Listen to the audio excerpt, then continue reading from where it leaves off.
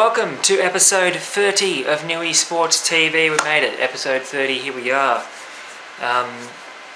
You know, what can I say? I remember episode 1, not really. It was a very long time ago. And here we are for episode 30, semi-finals. Now, I'm not going to lie, I've just come down with a little bit of a bad stomach at the moment, so I might be not too on par with my commentary skills tonight. Just trying to get through everything and not have to do it tomorrow night when we'll be talking about tomorrow's fixtures. So it's Saturday night as we speak, a big day at Kahibah Oval today. Massive, just a massive day. So many people, such a small ground. Yeah, well, not a small ground, but you know, everyone's just confined to that one area.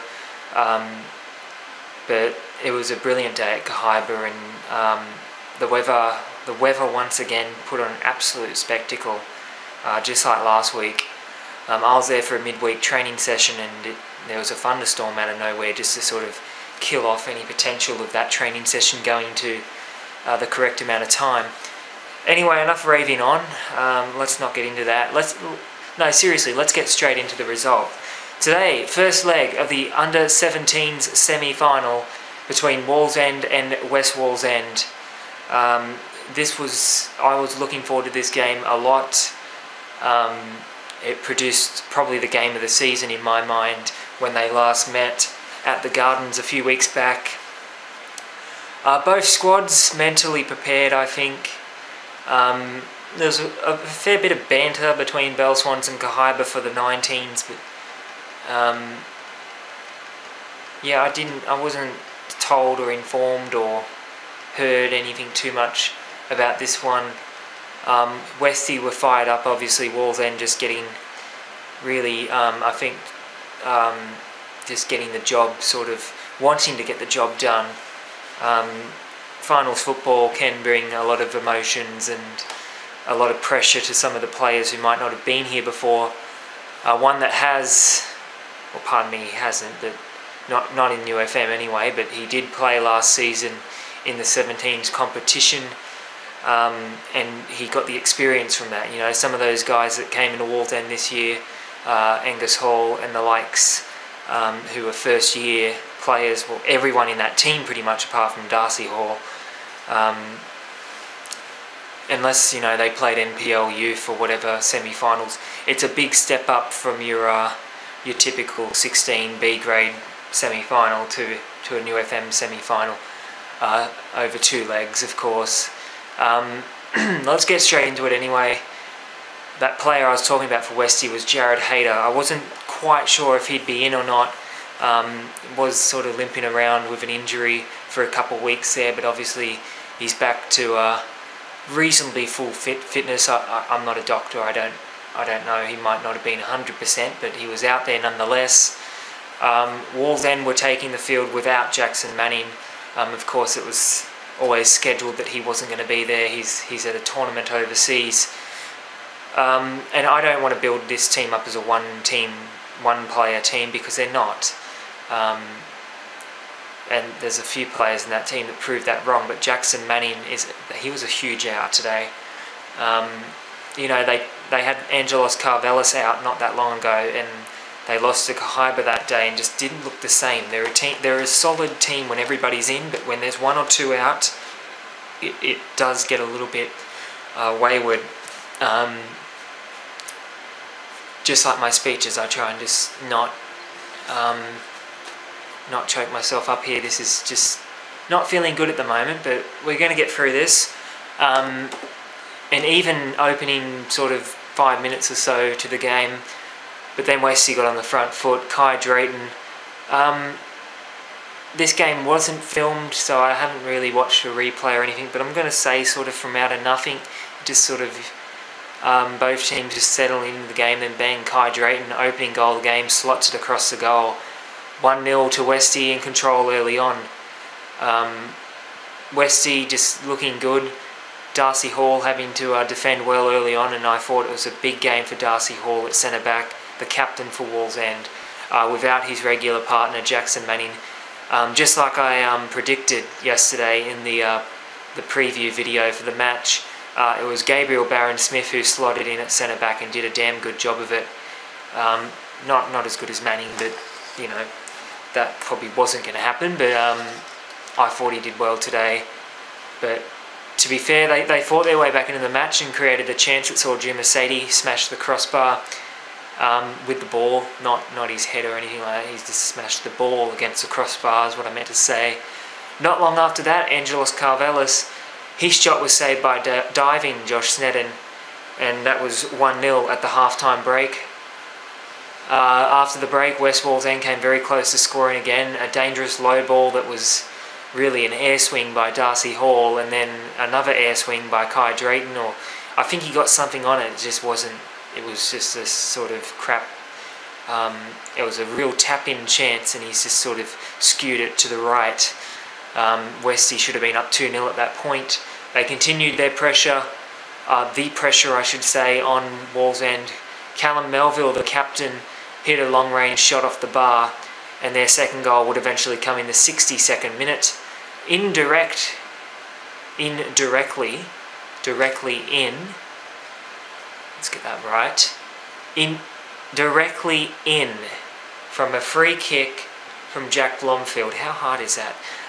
That is just, there is an indirect free kick later on in another game that we might talk about, I don't know yet, but that's what indirect, yeah. Anyway. Blomfield shot, this was a quality goal. It was probably the goal of the day, but of course the game wasn't filmed, so we can't put the highlight up as the goal of the day or whatever, but quality goal from Blomfield. And that again just shows this Westy side that they can score from anywhere. Jared Crawford not that long ago scored a similar goal. Now Blomfield, pretty sure he's a fullback, don't quote me on that. He was wearing number 5, which sort of says that he's a fullback, but he's not normally a goal scorer. But that was quality finish. 7 minutes later, they put one firm foot into a possible grand final. Callum Melville, again the captain, rising above the pack, smashing home a delightful header. Funny enough, I was with a couple of Kahibah guys. I don't remember who. Some coach or someone from somewhere, maybe not even Kahibah.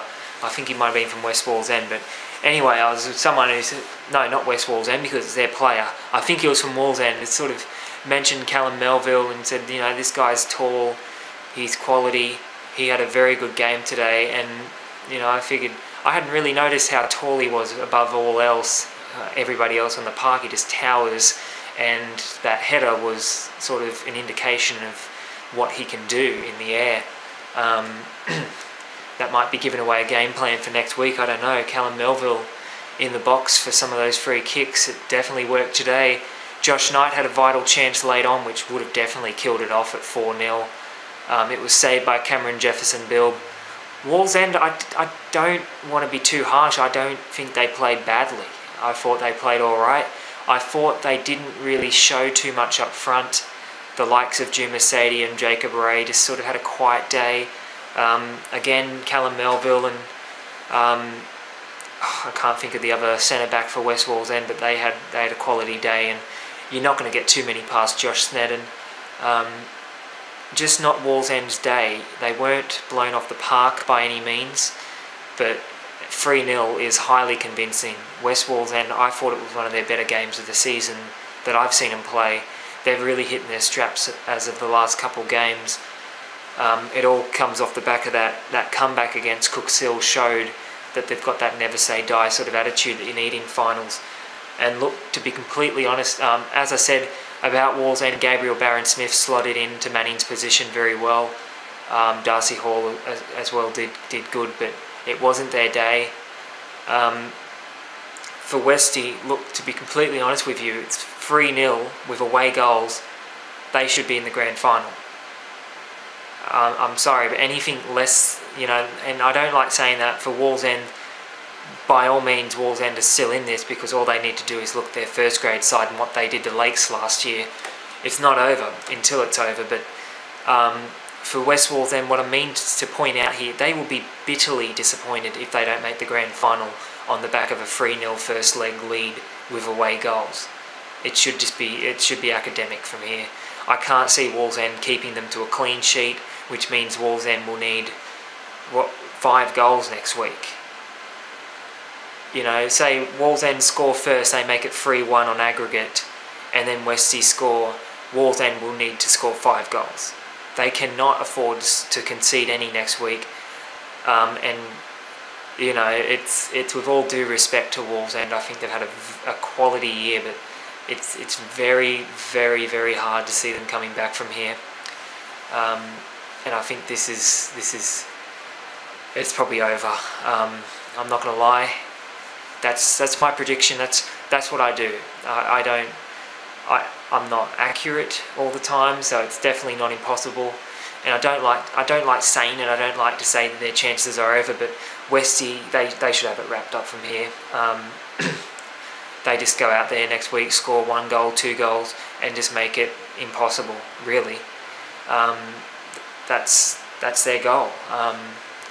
And today they showed they don't need Josh Knight scoring goals. You know, as classy as Knighty is, he was pretty quiet today compared to some of his more recent games. Callum Melville, in my opinion, the man of the match. I did a 3-2-1 player vote thing, but it wasn't very good. I wasn't watching too many of the games today. Really, I was really busy, so I was in between speakers and doing the photos for the later grades in the 19s and first grade. Socialising a lot of the time too doesn't help. So when you're trying to pick a 3-2-1, it's not the best. But for Westie, that's one firm foot in the grand final. In the under-19s, Kahibah FC 0 were defeated by Belmont Swansea United 2.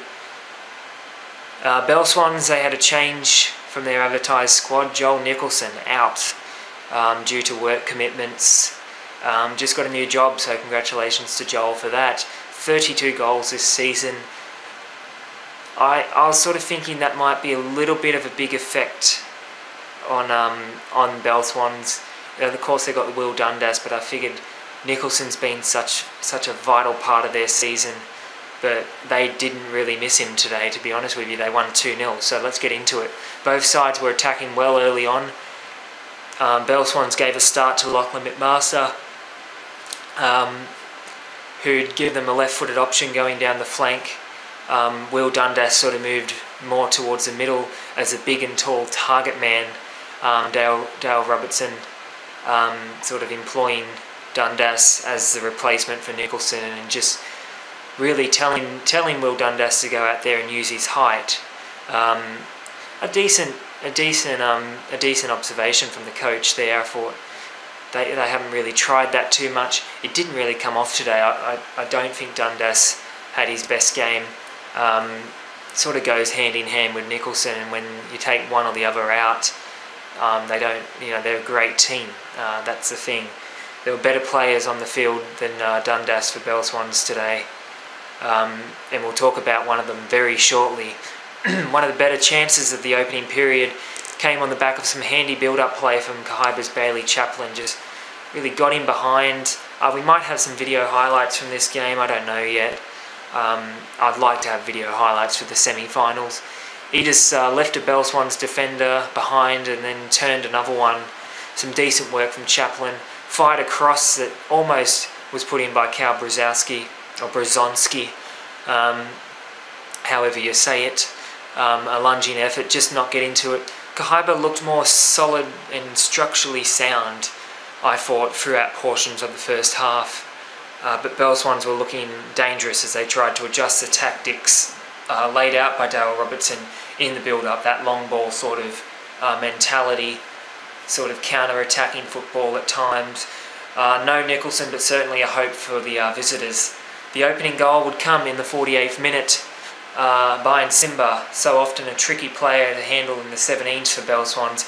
He got on the end of a downfield ball from Ned Gain, and then he got it to Will Dundas. Dundas got him behind, made no mistake, a quality finish from Will Dundas, but probably his only real highlight of the game. As I said, he had a very quiet day up front. Less than 2 minutes later, it was on again. Josh Anstess did some decent work in the build-up, but it was a delicious cross. There's that word, delicious. I'm not a big fan of using that as a descriptive word in a football game, but there it is. Cameron Lodge crossed it in. He found Brian Simba on a dime, on an absolute dime, and allowed the winger to slot it in. Simba just having a field day out there. 2-0 inside 2 minutes. 48 from 50th minute. Kahibah's world crashing down around them. The visitors in control and came close to making it 3-0, but Kahibah would turn the tables for the last 10 minutes or so. They did all they could to fire their way back into it. Bailey Chaplin worked pretty hard. Goodacre and Zek both good. Just really trying to fight their way back into it, but they wouldn't. They go down 2-0 at home, meaning a mammoth task is required next week at Blacksmiths. You know, because it's a lower grade, we'll talk about the South Cardiff Cooks Hill results in a second, but one of those teams won 2-0. Well, let's say it, South Cardiff won 2-0 in the 23s. Well, they were the home team, so forget that statement. But Wallsend, you know, in the 17s, they went down 3-0. They play Westie next week at Blacksmiths. It's a Westie home game. It's still tough because, you know, Westie are in control, but this is extra tough for Kahibah in the 19s because they're playing Belswans on their home turf in front of their home fans with Belswans 2-0 up and Joel Nicholson to come back into the squad. I'd like to think Kahibah are a chance, but really I think Belswans, if anything, they're going to build on that lead with Nicholson back in the squad. They're already up 2-0 on away goals. They shouldn't be blowing that from there. And I think you've got to be serious at this time of the year.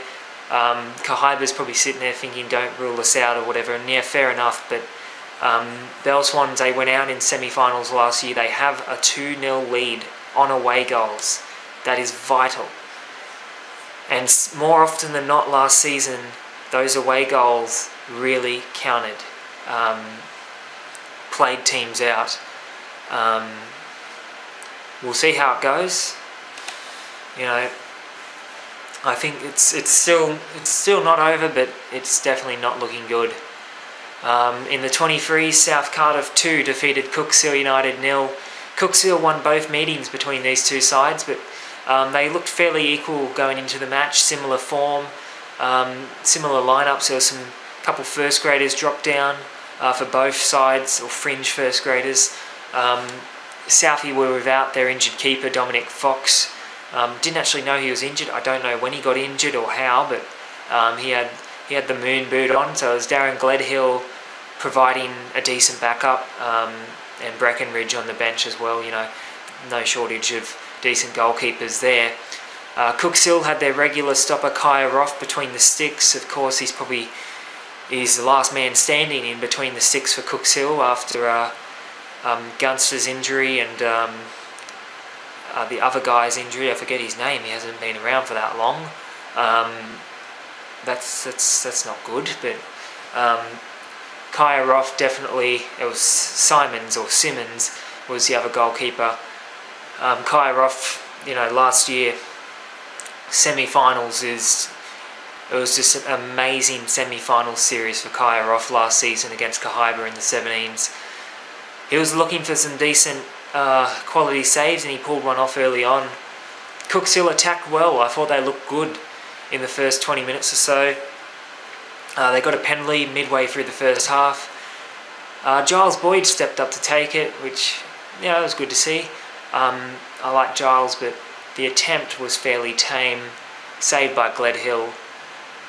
And in my mind, I do say that I like Giles, but I don't think he should have been taking the penalty. I forget who it was, but someone said there was another guy in the team, I think Zach Lewis, who's slotted like 29 out of his last 30 penalties or some crazy stat like that. And yeah, Giles, I don't know, Giles being Giles, sort of wanted to take that responsibility, and that's fair enough, but I probably would have had someone else take it there, Seb Lewis maybe. Just someone who has got a little bit of finesse about them. Even Ty Cousins, I guess, he was also on the field. So that was, I really go into that because that was a real wasted opportunity for Cooks Hill. A hugely costly wasted opportunity. The first half didn't really come to life. Both teams sort of failing to create too much momentum. And I'm not going to lie, it was sort of boring at times compared to the two earlier games. The game would come to life in the second half. Only 2 minutes into the second half, Nick Tantos sent off for South Cardiff, formerly of Cooks Hill as well. So Cooks Hill definitely happy to see that. There was a couple of ironic cheers and jeers from the Cooks Hill supporters. Tantos, he was carded in the 39th minute just before half-time, and then 2 minutes after half-time he was gone. Deservedly so. It was not the best challenge. And yeah, Tantos will miss the semi-final next week. Neither team could find the front foot, but then Southie, they were playing well, considering they were a man down. And then B Southie, who'd grabbed the lead. Matthew McCartier, I can never say that name. Mekatir. I don't know. I really don't. He scored anyway. I was going to say it's too late at night to be pronouncing names, but it's only 9:40. It's actually pretty early. Aaron Gunn, I believe it was, with the cross. I don't know. They scored the goal and then everyone came running in. I was trying to see who crossed it in. I think it was someone with sort of blondish, reddish sort of hair. I don't remember what Aaron Gunn looks like, but that's who I had written down on my notes. I might be wrong there, so apologies if I am. 1-0 nonetheless in the 63rd minute to South Cardiff. 4 minutes later, the main talking point of the match. Cooks Hill captain Cam Shepherd brought down a Southie player. Stupid challenge. I'm just going to put that out there. The Southie player was through on goal, so in saying that, you know, I guess bring him down. I don't know. You know, funny enough, I was totally off topic. I was playing FIFA last night for the first time in a month. Had this same situation, player through on goal, just hacked the crap out of the player. Should have been a red card, was only a yellow. I'm one of those people who think that sometimes a deliberate red card to stop a goal, outside the box of course, not in the penalty box, but you know, if someone's broken the defensive line and they're one-on-one, I sometimes think it might be a good idea. You know, it's different situations, I guess. This is probably not the best situation for it. And again, Cam Shepherd sent straight off. No problem with that at all. As I said, stupid challenge. But my problem here, the referee, straight on it, no BS from the referee. He gave a free kick. And from where I was, I thought it was in the box. It started outside the box, it continued inside the box. So a penalty, I think, was the right call. But so props to the linesman for finding that out. And again, the referee, they didn't do anything wrong here, the linesman and referee. Let's stress that. I'm not blowing up that they made the right choice. But my gripe here is the time that it took between giving the free kick and then having it changed to a penalty. Of course, Cooks Hill are thinking, you know, what the hell's going on? You know, I think blow the foul, of course, and then go and consult with the linesman. Some people might say give the red card, then go and consult with the linesman. I think they always knew it was going to be a red card. Yeah, maybe even give the red card first. But again, there shouldn't have been a 20-second wait or whatever. The Southie player, he'd already gone in the change room, slammed the door closed before the decision was changed. So that's about a 30-second walk off the field. So again, no complaints about the refereeing here. And I spoke to a couple people about this. I just wanted to see a little bit more of a solid decision made quickly. I don't think we can have that sort of time, players are just thinking, it's a free kick, and then it gets changed to a penalty. That's just, it's frustration, if anything. I don't know. I could be wrong there. It's a debatable one. I thought the referee, a fair few cards given, so he was really clamping down on any potential dirty play or whatever. I thought it's a pretty well-ref day, to be honest with you. I can't think of too many poor calls today, and in saying that, the last few weeks actually, it's very the Thornton challenge, of course, at Cookshill was an infamous example of some refereeing that probably wasn't the right call. But I haven't seen, it's been a rough year for the referees. A lot of people think they've been crap this year. That's a fair call. There has been times, but nonetheless, today was decent. And finals football as well. The pressure's on the referees as well. Let's be honest with you. They don't want to make any mistakes and cost anyone a grand final spot. Anyway, let's get on from that. The penalty was given, and I think it was a penalty. I think it just should have been a penalty straight away, and then we wouldn't have had to go through the inquest. Trent Lambourne took the penalty. 4 goals in 2 weeks for Trent Lambourne. Quality attacker for Southie. He gets under the opposition's skin a little bit. Sort of player I'd like to have in a team. Lambourne, I think he's decent, and he's, as I said, he's got that mongrel about him. Just sort of likes to piss people off, or people just attach on to trying to piss him off. I don't know. There's something about him,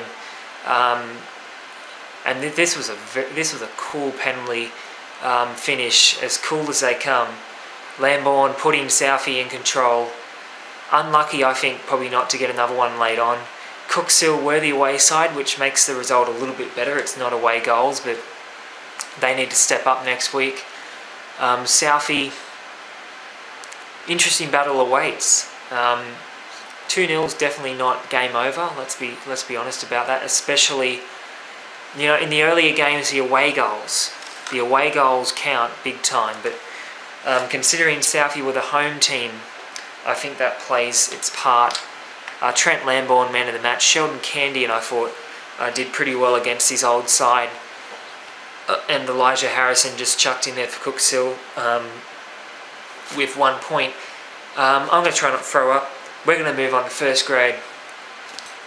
And this is how it played out. Kahibah FC 1, drawing Belmont Swansea United 1. Huge news before the game. I was just sort of around the entrance to the Kahibah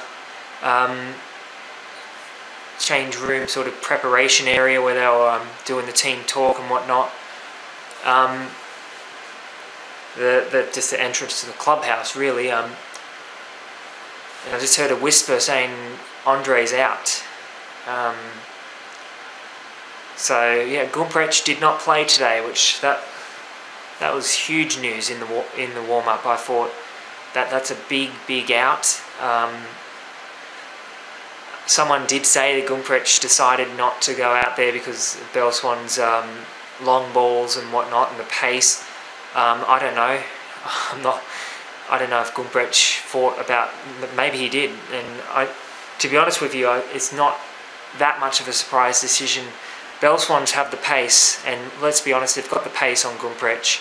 As classy as he is, he's not as fast as he would be probably 10 years ago or so, but nonetheless, he's still a quality. He's still one of the best players in the competition, but and a leader on the field. That's what I think they were going to miss the most, was his leadership. But they didn't really look too bad today. Matt Lee at the back, at right back. Ski Webster slotted in well again alongside McCarter, and Ash Ilfield just bringing his quality back into the squad. Let's talk about the game anyway. Even start again. Typically, it's always cagey openings in semi-finals football. Neither team taking too many risks. Josh Spencer, I thought, JJ Spencer as he's known around Kahibah, a couple decent chances in the first half. Around the quarter of an hour mark, he had a good look at goal. decent chance. Don't know if we're going to have the highlights, and I'll keep saying that all night and tomorrow's part of the episode. He also had a small look at goal just on half time, caught a Belswans player in possession, just didn't get to it, or he got to it but just didn't get enough on it. Definitely an outlet for Kahibah though. I thought they were really using Spencer a lot. Belswans had their usual suspects, Sutton, Hadlow, causing some headaches for the Kahibah defensive line. But as I said, Matt Lee and Ski Webster, experience and class. Ski Webster especially, he did really well today. 0-0 at half time, and I actually made a point of it to go and sort of listen in a little bit to Andre Gumprecht's half-time talk. I'm not going to go too into it, but calling for more prepared long ball defence, maybe not long ball defence, but he wanted some more physicality in the air from Nathan McCarter to use his height, I guess. And there was a few other interesting things there. That's what I like about being around at Kahibah. It's just any time Andre Gumprecht has any sort of talk or anything like that, you just see all these people from the committee and whatnot sort of listen in, and even some of the junior players and that. He is that sort of person, you hang on every word he says, even though some of the words might not be too understandable in his native tongue, the German, the Slepsteisen or whatever it is, the tactics. They got some craziness going on there at Kahibah.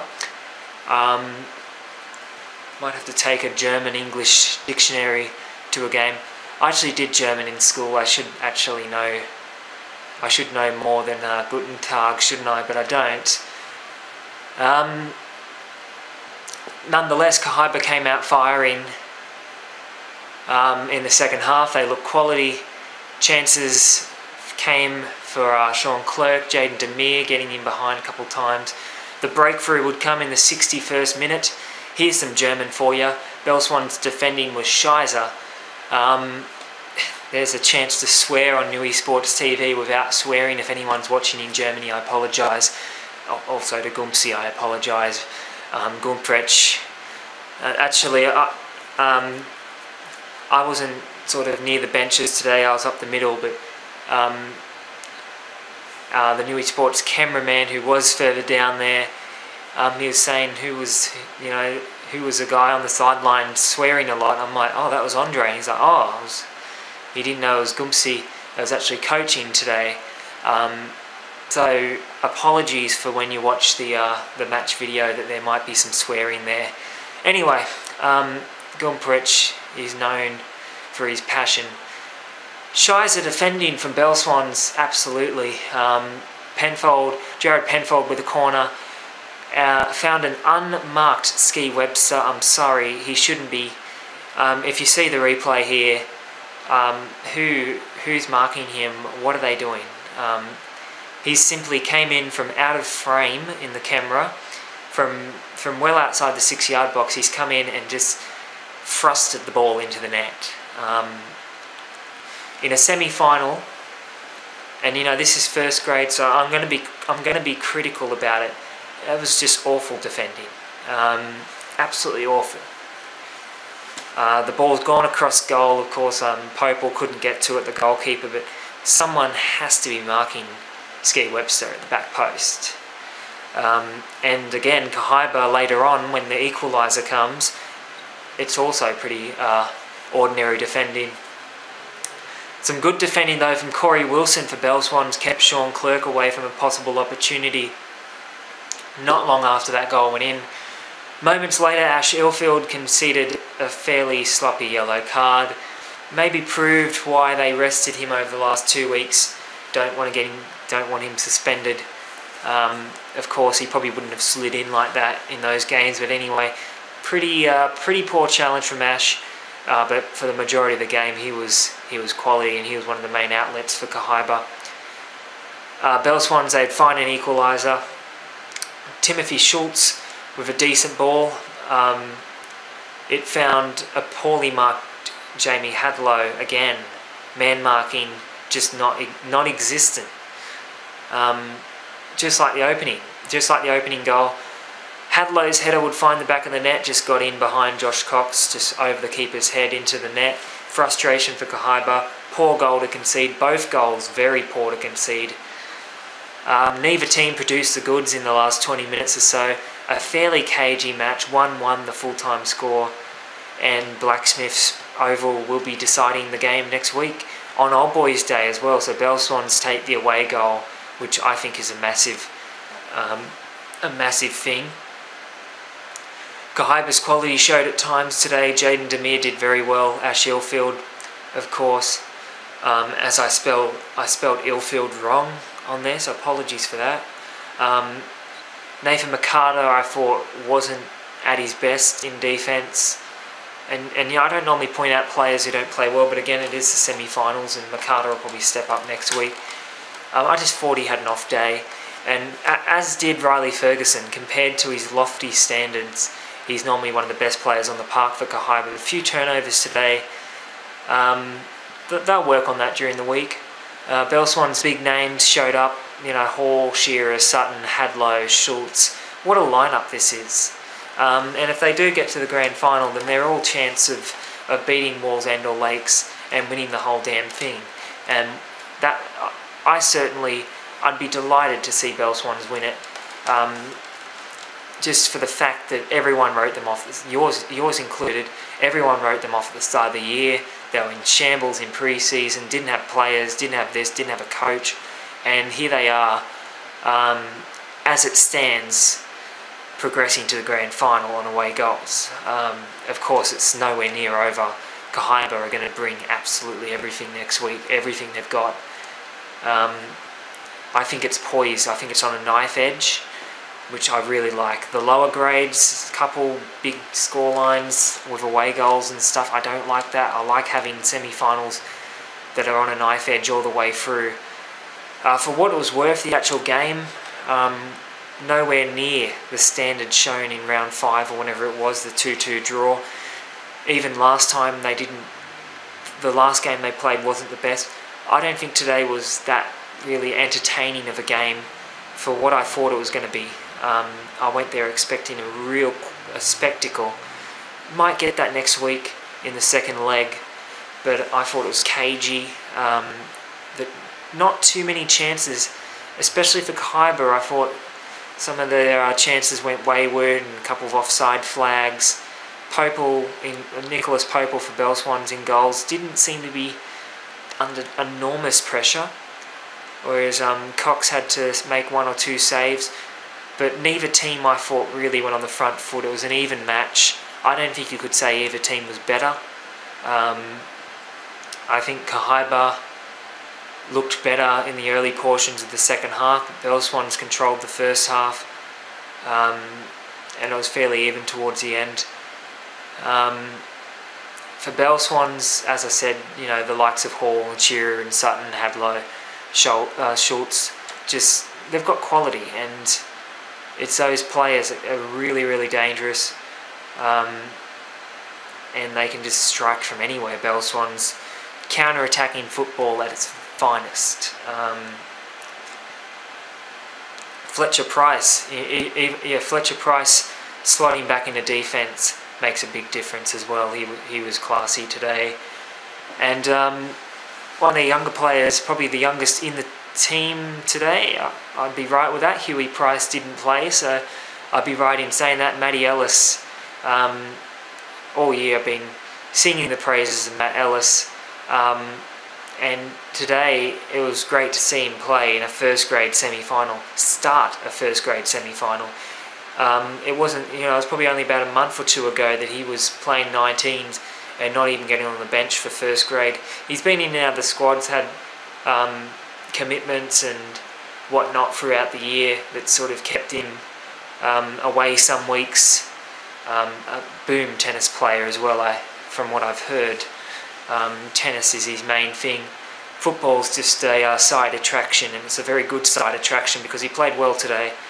And I think that's a huge rap to start a first grade semi-final. And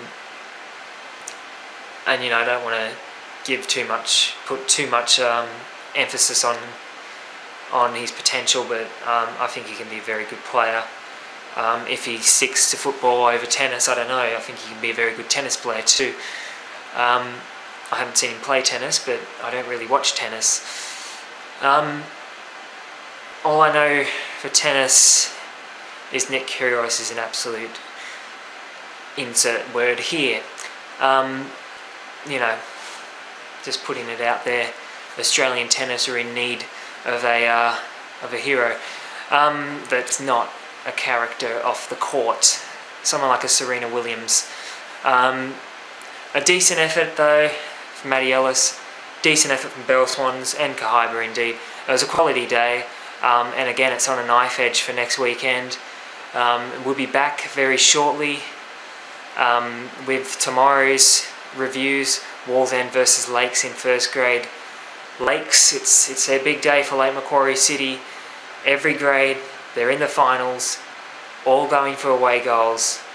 We'll be talking about it in about 5 seconds. I'll see you then. Hello and welcome back to episode 30 of Newysports TV, that big Freo. Rightio. So we're about 40 minutes in, so that's a lot for 4 games yesterday. So let's try and pace it up a little bit. Today at the Gardens, the Unibet Gardens, as it's formerly known, the Unibet Gardens Greyhound and Sporting Complex, I think is the official name. And you see already it's taken 30 seconds. Let's move on. Seriously, that's a joke. That's a joke. How I'm just already sidetracked like that. That sums it all up. It's been a long day. Rightio. So at the Gardens under 17s fixture, it went a little bit something like this. Kahibah FC 0 were defeated by Lake Macquarie City 2, the first leg of the semi-final, of course. And now Kahibah came into this as the underdogs. There's no hiding that fact. But as they've done over the last month or two, they've overcome the odds at every point. They've won crucial football matches. They've scored late goals to win big matches. They never ever give up, this team. They were taking on Lakeside that won the premiership and were looking for a crucial away goal lead. Let's get straight into it. The majority of the first half I thought was a level playing field. At times it got physical, and casualty at one stage as Kahibah winger Kyle Williams ended up breaking his arm, a fractured left wrist for Kyle. So off to hospital for him. Kahibah had to battle on. Not good, but there is a slight chance he may play next weekend, just with a lot of protection on that arm. I don't know. As a winger, I guess he doesn't really. If he was a goalkeeper, it'd be a different story. But you know, Jamie Vardy played with that thing on his wrist for a while, so, well, forever. I think he always plays with it. But you know, I've seen players play with broken arms and whatnot. We'll see what happens there. Lakes probably edged the chance category in the first half. Caleb Morley-Davies, Curtis McRitchie, of course. You know, those two pretty hard to contain at times. I thought the long balls down the flank seemed to be testing the Kahibah wide defenders, the likes of Flynn Devon, and the opposite fullback, I can't quite remember who that is. Lakes keeper Brady McRitchie, I really think a quality keeper, I'm not going to lie. I said Josh Sneddon was probably the best keeper in this grade. We're yet to do a full final team of the year still to come. Brady McRitchie is a very good goalkeeper, and I haven't seen him play that much this year. Of course, I haven't been to too many Lakes games. I think I've seen him play 3 games, so that makes it a little bit difficult. But played well today. Distribution was strong for a 17s keeper. I thought that was one of his strong points.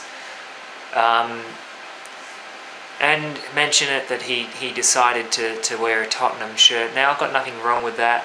As a City fan here, didn't watch the game last night, have heard that the atmosphere was like reminiscent of a funeral at the Etihad. White Hart Lane, even though it's getting redeveloped, it's still up there with atmosphere. Nothing wrong with Tottenham. Nothing wrong with the Tottenham jersey. I've got about 5 or 6 Tottenham jerseys. Not complaining about that, but I will mention the decision to wear green against Kahibah that's not good. That's not a good choice. So he had to change shirt. Pink shirt was broken out, and it didn't really affect his style. And you wouldn't think a change of shirt would affect a goalkeeper. Now, what did affect him is, I was going to mention it, but that happened in the 90s game, so don't worry. I'm just totally off track. Kahibah battled well, I thought. Now, I really did. I thought they were going to come into this, and I thought it was going to be 3-1 or something to Lakes. I didn't give Kahibah as much chance as I would have Cooks Hill in this grade. And of course, Cooks Hill didn't make it. Kahibah did. Not too many chances. Lakes threatening more, but Kahibah definitely in the game. 10 minutes into the second half, though, the breakthrough would come. A quality cross from Cooper Verstegen saw Jack Smith head home for a Lakes lead. Now there's an easy name, Jack Smith. Not Verstegen, or there's a couple later on in the higher grades. Jack Smith's an easy name to say, so if he can score more goals, that'd be nice. Poor defending from Kahibah, but a quality finish from Smith nonetheless. But again, poor defending from Kahibah. Lakes looked as solid as you'll ever see a New FM side. I reckon they looked really good throughout portions of the second half. Kahibah, I feel like Kahibah played well, but the penetration was not there. They weren't getting through very often, and it was a lot of that was to do with Adam Mitchell, and his defending today was just totally on point. And his vision as well. He's not just a defender. He's also, I reckon he could probably slot in at centre defensive mid, or holding mid, if you will, if need be. I think he's got great vision for a centre back. John Stones-esque. There you go. There's a Man City reference for you, formerly of Everton. Yeah. So the wingers, I thought Lakes were really enjoying the flank route a lot. So maybe Kahibah might look to shut those flanks down a bit more next weekend. They'll be on to it. They'll know what they need to do. Kahibah at times looking under pressure, very, very shaky at times. Really shaky. I mean, like, they could have been down 2 or 3-0. It'd all fall apart for them in the 67th minute. Now, I say that, but they could have been down 2 or 3-0. There was times where they were poor, but for the majority of the game, they were very good. I thought Kahibah really, they were up for the fight today. But Zach Hyland, the goalkeeper, a bit of a panic ball, a quick ball out. I think it was a goal kick or something. Lakes pounced on it anyway, and some real sort of comical defending in the box. This horrible defending. Caleb Morley-Davies scoring a fairly easy goal. Lakes 2-0 up on away goals. Kahibah's Seb Krecker, so often a very physical player. I think he's got a little bit of a hot-headedness, maybe could be the right word. Against Toronto last week, he was involved. Against Wallsend and Jackson Manning the week before, he was involved. Seems like Seb Krecker, he gets into it. But a silly foul today that saw him carded, the only player in the ref's notebook for the whole game. And moments later, his day went from bad to worse as he suffered what looked to be a very, I'm not going to say a serious knee injury. I mean, it could have been, but he wasn't. I've seen serious knee injuries this year where, you know, players just in agony, but it definitely was in pain. But I don't know if it was a knee injury nonetheless. He had to get carried off. I haven't heard an update. I don't know. Let's hope that's not anything serious. That'll likely rule him out of next week, I'd say, unless it was just a sort of shock and sort of a bad knock or something. I don't know. I can't see him playing next week. I have seen players this year who have come back from muscle strains and whatnot the week after. So it can be done, but I'm not sure. So Kahibah, they could be without Seb Krecker, probably going to be without Seb Krecker. Kyle Williams is a maybe with the broken arm. He might just play with his arm wrapped up. I mean, it's a semi-final, nothing to really lose at this point, apart from re-breaking that arm and ending up back in the hospital. I don't know, but overall a quality performance from Lakes. Let's get on to that. Kahibah, as I said, they showed a lot of fight. 2-0 on away goals. This is a big score to come back from. To go to Macquarie Field next weekend. Look, I like this Kahibah squad. I think they've just proven everyone wrong this year, and it'd be just them to come back from this. But it's a very, very tough ask against Lakes. This Lakes team, there's no BS. This team, they're a serious football team. And I think the Lakes 17s are better than the 19s and better than the 23s at Lakes. I think the first grade squad might have them, but then they've got Sam Walker and Tom Walker and Dan Walker and lots of Walkers, and Matt Gray. That's a solid team. Blake Green. But the Lakes 17s team, I mean, they're a really solid squad. Championship favourites. And at this stage it looks like it'll be Lakes and Westie in the grand final, and I certainly, that whatever happens in the grand final for the 17s, Lakes Westie, Lakes Wallsend, Kahibah Wallsend, whatever happens, it's going to be a very good grand final, I can tell you that. The man of the match votes with 1 point, Adam Kenyon. I'm not going to lie, I just put him there just because someone mentioned him, someone from Wallsend that was watching. I wasn't watching, I didn't see enough of the game to pick 3-2-1.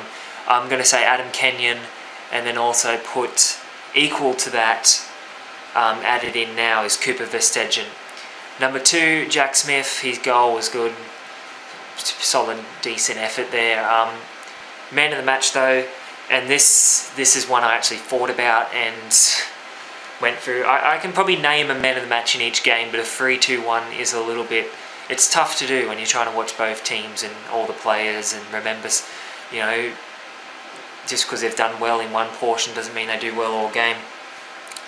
Man of the match had a cracker of a game in defence, going forward with the vision. Adam Mitchell, the centre-back for Lake Macquarie City, the captain today for Lake Macquarie City. So that was that, 2-0 to Lakes in the 17s. In the under-19s, West Wallsend 2 defeated Lake Macquarie City 0. Westie looking to go against the script that was happening here. The 17s yesterday and today, the 19s yesterday. 3 games in a row where the away side was leading by 2 or 3 away goals. Westie were looking to avoid that. Up against the Lakes side without their regular keeper, Chris Teasdale. I don't know, not sure where he was, but Brady McRitchie comes into the team, which I got nothing. There's nothing wrong with that at all. That's a squad change. That's not saying that's all that is, because McRitchie is definitely a solid goalkeeper. He would be beaten in just 6 minutes though. Westie taking a shock lead. Liam Keating producing one of his trademark long throws. I tell you what, didn't really notice that until today. Liam Keating, he's probably the smallest guy on the field, and his throws are just, it's mind-boggling how he can throw it that far. He's definitely got some upper body strength to him. I think that's his strong point. His throws are good. The ball would go to Jamie Ellis, he got it to James Barnes, and it was a very cool finish from Barnes. Not really a chip. The goalkeeper, he just sort of, I don't know, he just struck it into the corner of the net, really. Mick Ritchie here probably could have saved it, I thought. Maybe not his best effort at saving that one, but James Barnes, this was a quality finish. Take nothing away from it, and it would be the goal of the week if not for something just incredible later in the day that we'll be talking about soon. The highlights might be here as well, so good if they are. If they're not, then I apologise. In the 11th minute, it came very close to being 2-0. James Barnes again, he had a very good opening 20 minutes or so. A testing low ball across the goal Sam Jones lunged for it, just couldn't get it. And I mean, it was mere millimetres. Sam Jones gets that, Westies up 2-0 inside 10 minutes pretty much, 11 minutes. That would have been massive. Anyway, it didn't go in. Lakes, they had the chance of their own in the 22nd minute. Jack Russo put it in the net, but it was ruled offside. Correct call, I was in line with this one up that end of the field. An even matchup, but long-range free kick in the 30th minute from Liam Muir. Really, it should have been probably an easy catch for Brady McRitchie, but I think the sun was in his eyes, which can be a hindrance to the goalkeepers. He dropped it, but luckily there was no one there on the back post for Westy, and it was cleared to safety by Darcy Paul. A rare mistake for McRitchie, but something to mention nonetheless. Chris Peverini, just before half-time, 36th minute. Wasn't really a shot, it was more a cross that looked like it was curving dangerously and ended up on the roof of the net. 2 minutes later, this was a better chance. Poor defending cost Westy. Jack Russo pounced on it and provided a pinpoint ball straight across goal, and it should have been tapped in by Josh Richardson, or he was sort of lunging. A similar chance as to the Sam Jones chance earlier in the half. Close call for Lakes on half-time, they go in behind 1-0. The second half provided some quality football with both teams attacking well, but I'm going to say not too many chances. But technicality-wise, entertainment-wise, this game was probably the match of the day, I thought. First grade was good in the first half, crap in the second. Well, not crap, but not as good in the second. 23s was overall a very boring game at times. 17s was good, but no, the 19s game today was quality. And let's go through the end of it. The match winner came with 15 minutes to go. It clearly says 15, and I say 7. 15 minutes to go, Sam Jones' free kick was forced into the net by Liam Muir. I didn't know what word to use here. I wanted to say thrusted into the net, chested into the net. You might see here on the replay, the Lakes defender was man-marking him very well, but somehow Muir's got this. This poor defending, I'm going to say. I don't think he should be able, he sort of just spins around and it sort of comes off his elbow/shoulder.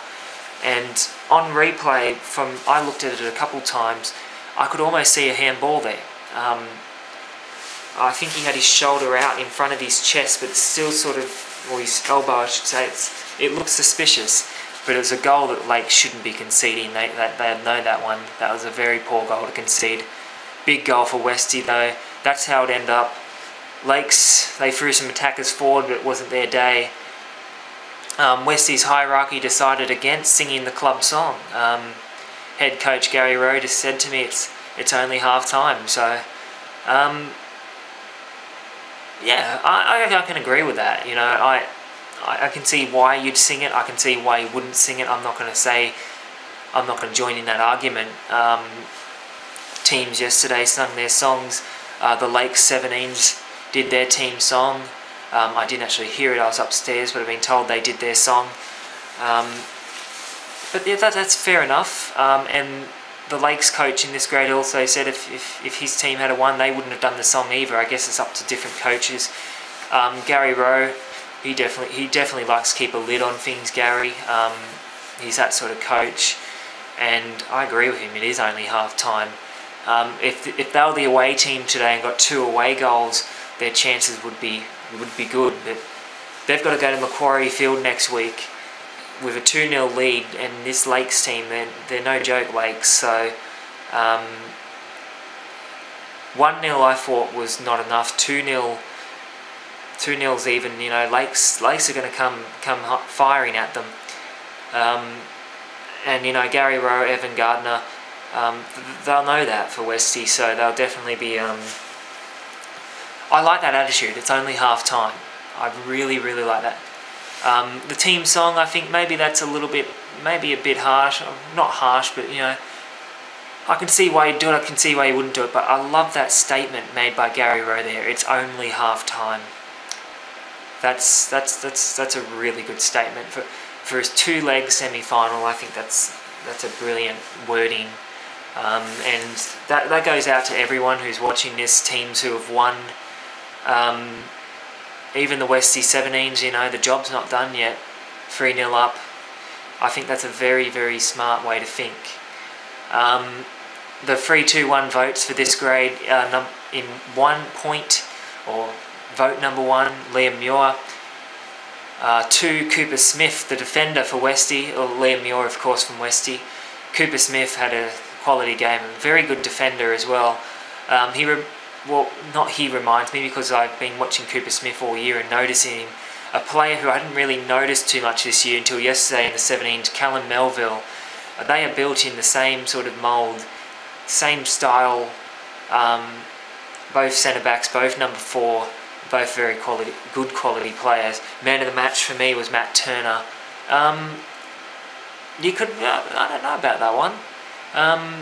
It was probably just the end of the game. I just chucked down whoever's name was written down earlier on.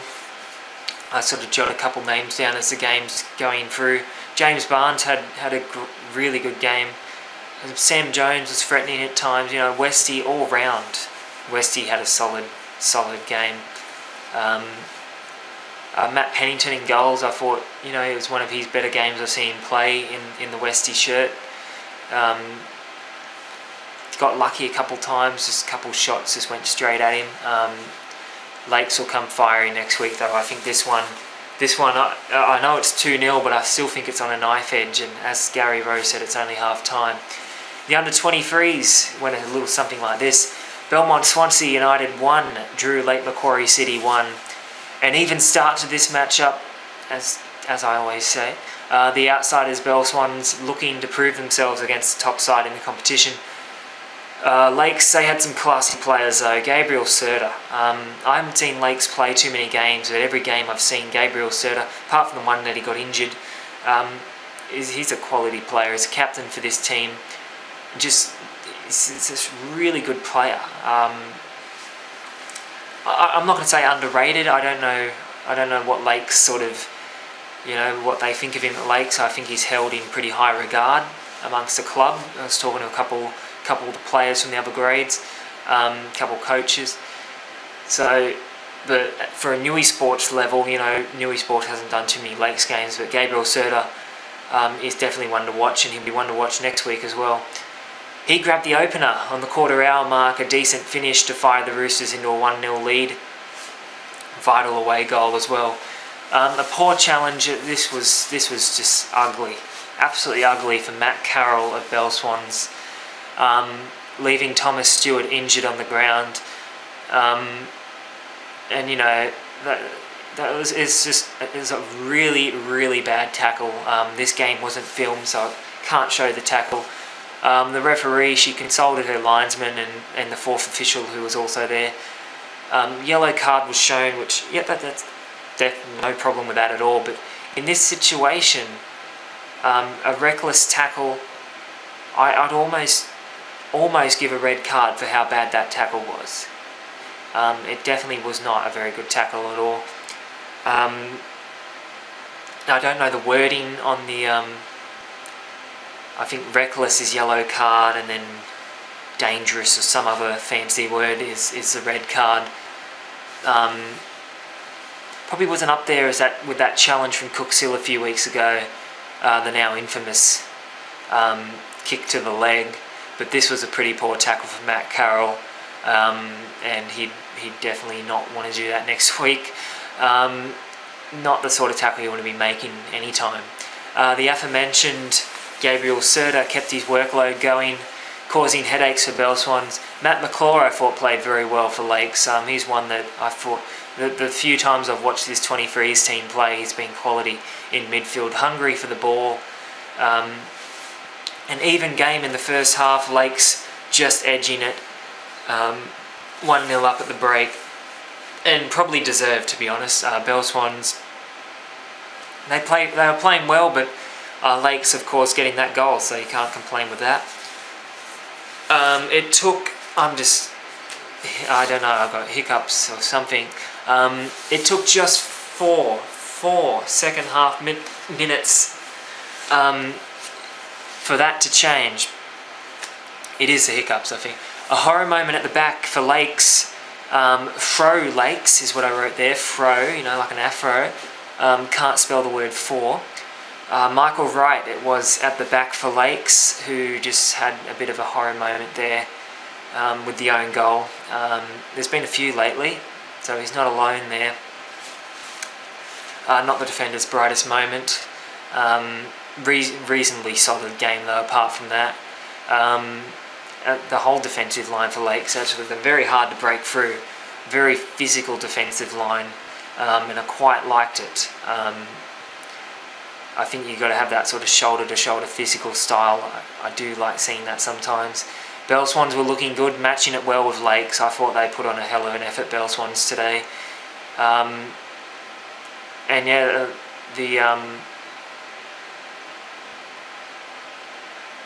we just talked about the goal.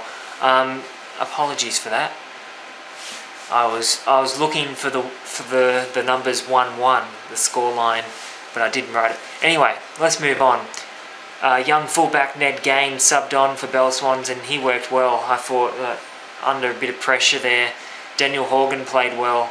Belswans just had that mentality of get it the hell out of there. They were the home side, so they were wanting to avoid any more away goals.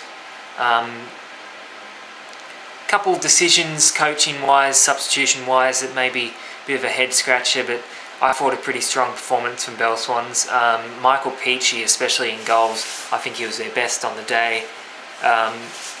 His distribution was strong and pulled off one or two quality saves. One of them just denied, definite goal, and he saved it really late in the game to keep it at 1-1. So Belswans won, Lakes won, Lakes with the away goal. But Belswans go to Macquarie Field with a bit of confidence. I think they played well today. Lakes at home though, they'll be looking for the win. The 3-2-1 player vote, with 1 is Matt McClaw for Lakes, 2 Michael Peachy for Belswans, and 3 Gabriel Serta. No surprises there if you just listen to the report that I just gave on that game. In first grade, just like yesterday, Wallsend won, Lake Macquarie City won, so both first grade games are evenly poised on a knife edge.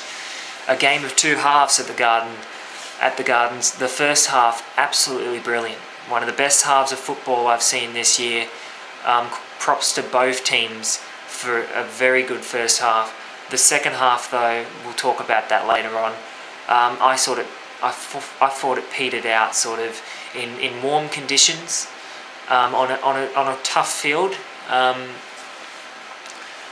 I think I spoke to players / coaches or whatever from both clubs, and they sort of agreed that it did sort of, you know, it didn't live up to this first half. I don't think it did the second half. I think that's a fair call. Not saying either team played poorly. I just think neither team really got going in the second half compared to the first. Let's talk about the first though. Wallsend had a decent chance early on. Trent Milton saved well by Shannon Sesmanak. I know I'm saying that wrong, and I apologise. Shannon knows his name's hard to pronounce. I think he does. I asked someone from Lakeside to say that he goes by Simic or something like that on Facebook. So, yeah, Sesmanak, I don't know. Shannon S in goals for Lakes. He was quality today, however you say his name, he was quality. Looking to continue a strong year. He's been good this year, and he was beaten though. Let's talk about this, and if we have the highlights here, you've probably already seen this goal. I put this goal up on the Facebook as a special goal of the day sort of video. Within 3 hours it got 6,000 views, and shared on the A-League's memes page. So that's a pretty big viewing audience in the space of 3 hours. 6,000 people watched this goal in 3 hours, because it was, quite frankly, the best goal I've seen this season in any grade. Finally, somebody has beaten Andre Gumprecht and that amazing strike from 40 yards out or whatever to win the game against Singleton. This was it. This was the goal of the season, and this was probably one of the all-time great New FM goals. And I'm not going overboard there. I don't feel like I'm going overboard here. If not, it was one of Dave Hodgson's all-time great goals. Let's go through it. Chris Gazzard with the throw-in, flicked on by Paul Wheeler. There's the experience free. Gazzard to Wheeler to Hodgson, and then this amazing, brilliant overhead bicycle kick that just stunned everyone at the ground. Even Hodjo himself, I think. I was up in the commentary box, sort of back of the grandstand. I thought it was Gazzard at first. I couldn't really tell from way up there who it was, which is why there was no photos of the goal. I was supposed to be doing photos for this grade, but I wasn't down there. But this was just amazing, absolutely amazing. And I don't want to build it. I know I shouldn't be building it up too much, but come on, this is just class. Hodjo winding back the clock. I spoke to him after the game. I asked him when was the last time he scored a goal like that. He said he probably scored one for Valentine. I think he said against Edgeworth or something like that 10 years ago. That's probably an accurate statement. And someone after the game, I can't remember who it was, they just said, guys his age should not be scoring goals like that. Just incredible goal from Hodjo, saving his best until the semi-finals. So often this year it's been the penalty, it's been the tap-in, it's been the cheap goals. Hodjo is known for it, but wow, that was something. That's why it's such a pleasure to have someone like Dave Hodgson playing in the second tier of Newcastle football, and that's great for the competition, for 6,000 people to watch that. I hope they don't get any false impressions that that's how every goal is scored in New FM football, because it's certainly not. But yeah, that's a one-off. 10 minutes later though, it was level, and this goal here, let's be honest, it was never going to be as great as that first goal, but I really liked this goal. A pinpoint long ball from Stephen Ross Pigolozzi. I don't know if I'm saying, if Sesmanak's not right, then Ross Pigolozzi's not right. Let's shorten some of these names. Quality ball, absolute pinpoint ball to Sam Walker. Walker heads it over Luke Jennings, who's come out to punch it away.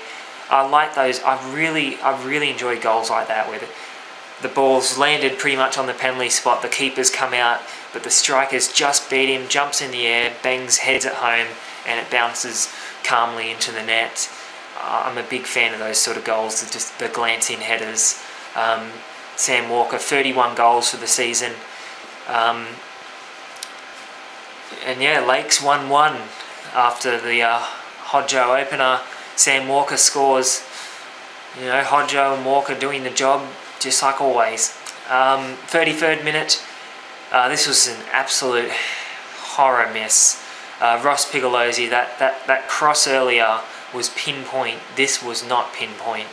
Blake Green's shot was parried, and it fell to Stephen Ross Pigolozzi. And if you see the highlights here, it's harder not to score, really. And you know, I don't like going too harsh, but this is first grade. He's going to know that he should, and he did know. A horrible miss, putting it over the bar, and he was running while he was doing it. He kept running, and he was just sort of behind the goal line, and I don't know what he was. I was all the way out the other end of the field, but he was going off at himself for missing that and trying to bury his head in the shirt, and just he wanted to be anywhere but there, I think, for that moment especially. You'd 99 times out of 100 you'd have him to bury that, and he didn't, and it was a crucial miss too. The second half, as mentioned, less highlights, a real dogfight of a match, a real first leg semi-final sort of feel to it, both teams knowing that next week's the all-important one. Paul Wheeler had a chance, one of the better ones of the half. But yeah, fairly uninspiring second half. And you know, it was summed up to me. Wallsend had a late corner, and Chris Gazzard You know, in regular season he probably would have ran and tried to get the win, but they just sort of, they were happy for a draw, or happy as you can be for a draw. Both teams know that next week is the all-important one, so I think the level is going to go up next week. I really do, and it did last year. And Lakes will be happy with how this went. I think, to have that away goal rule, the away goal scored, but I think also Lakes will be thinking that they should have won, because Ross Pigolozzi should have scored that goal to make it 2-1 in the 33rd minute. Lakes, I feel, if I was going to say if one of the two teams produced the better chances on the day, or more chances, I'm just going to say Lakes. But Wallsend did enough today to prove that, in my opinion, that they did enough today to prove that they're a chance to go into the grand final again. And I wasn't quite sure about it, but they proved today that they are sort of on the same, they're on the same level as Lakes. It was a 50-50 game today. Lakes have the home field advantage next week. That's going to be crucial. That's going to be very crucial. Wallsend going for away goals. Lakes, they know what happened last year. If Wallsend get up 2 goals in the first half hour or something like that, it's going to be panic stations for Lakes. I don't know, they haven't been tested too many times this year, Lakes, going behind by 2 goals or more, or, you know, just even 2 goals. I feel like they're a team that sort of panic if they go behind. They didn't today, to their fairness, but I think Wallsend's got the experience on them. So this is, make no joke about this. Make no mistake about this game next week. It is 50-50. I'll do a tip, and I'll probably say Lakes will win on their home ground, and after what happened last year, but Wallsend are every chance of winning this one. Let's go through the men of the match votes. We've won Shannon Sesmanak. I'm still saying it wrong. I know I am. I'm just looking at the way it's spelled. I'm like, that's not how it's pronounced. Number 2, Dave Hodgson, just for that. I was going to give you man of the match just for that goal. Incredible goal. And number 3, Joseph Kakic for Lakes. Not quite sure about that one. He did well. It's, as I said, it's incredibly difficult to pick a man of the match when you're trying to take photos and you're back and forth announcing things on the microphone and stuff like that. It does happen. But nonetheless, those are the man of the match votes, and that's about it for Newysports TV for this week, which was indeed episode 30. So I've hit that milestone, big milestone. Just, what can I say, it's absolute quality to be hitting 30 weeks of this now. I think I took a week off as well, so it's been a while. I'm just going to do one little thing. I'm going to, excuse the scarf collection, I'm going to spin that round and try and lean that back and just give you that picture of Hodjo right there. The cheeky sort of goal celebration. I don't think he could believe what he did there. We spin back round here. That was some celebration. That's a really, that's just a still shot from the video. So that's a really good photo though. Looks like a complete idiot there, but he can do whatever he wants after that goal for a celebration. He's unlikely to do a backflip or anything like that, but he did prove that he's still got the agility. So it's all to win next week. That's semi-finals, leg 1. There are a couple games, you know, Westie 17s, I really think that they're solid into the grand final. I can't see them dropping that 3-0 away goal lead. There's some 2-0 away goal leads which are also difficult, but of course both first grade games 1-1. The 23s today on a knife edge. The 19s I think's on a knife edge. Lakes 17s I think will get there. It's all to win though. No team out there, and this goes to the Wallsend 17s who are down 3-0 on away goals at the moment. anything's possible. They'll know that. So regardless of what Newysports says, there's definitely a chance. Rightio. So that's that. Episode 30 of Newysports TV, a big milestone tonight. And we'll have episode 31 next week. Just one step closer to the grand final. We'll have our semi-finals, leg 2, second leg, next weekend, Saturday at Blacksmiths Oval, and next Sunday at Macquarie Field. See you then. This has been Newysports TV. I'm Ty Stedman. I'll see you next week.